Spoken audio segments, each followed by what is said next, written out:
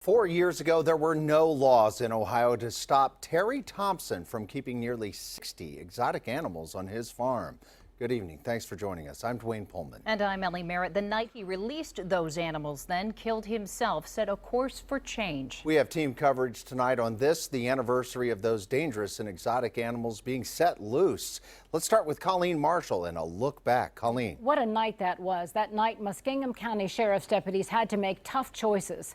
Before Terry Thompson killed himself, he released tigers, wolves, and bears, animals that could easily kill a person.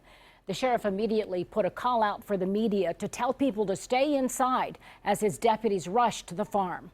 It's complete chaos out there now. It's all snowballed into. Thompson released 56 animals. 49 were killed that night in October of 2011. Among them, 18 tigers, 17 lions, 2 grizzly bears. 6 animals were taken alive to the Columbus Zoo. Lawmakers quickly responded to this frightening event, drafting legislation that Governor John Kasich signed into law in June 2012. The law went into effect that September. That law now requires exotic animal owners to register the animals with the Ohio Department of Agriculture. There are also very specific rules for caging the animals, all in an effort to keep people safe. Tonight, NBC4's Renee LaSalle is live at the Department of Agriculture in Reynoldsburg with reaction from one of the first people to respond to the calls for help that night 4 years ago. Renee? Hey, Colleen, we're right across from that Reynoldsburg facility for the Ohio Department of Agriculture. It includes a 20,000 square foot temporary shelter for exotic and potentially dangerous wild animals in Ohio. Now, Sheriff Matt Lutz of Muskingum County says the law that created that 20,000 square foot shelter not only makes residents safer, it makes exotic animals safer too. You know, it was really a dark day for us here in the county. 4 years since Muskingum County Sheriff's deputies had to take down dozens of dangerous exotic animals, and Sheriff Matt Lutz remembers like it was yesterday. You know, we didn't have any kind of law in place that would prohibit for somebody from doing that. Terry Thompson released most of his 56 exotic animals ranging from lions, tigers, wolves, even bears, then took his own life. We knew about this farm.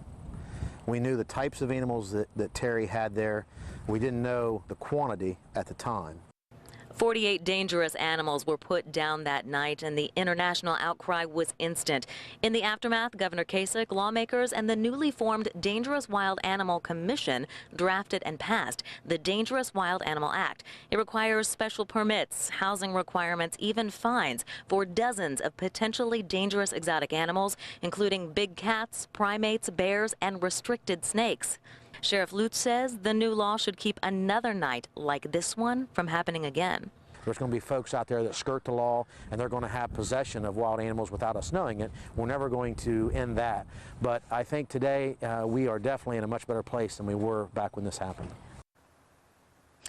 Now, more than 100 potentially dangerous exotic animals have been saved since the Dangerous Wild Animals Act went into effect.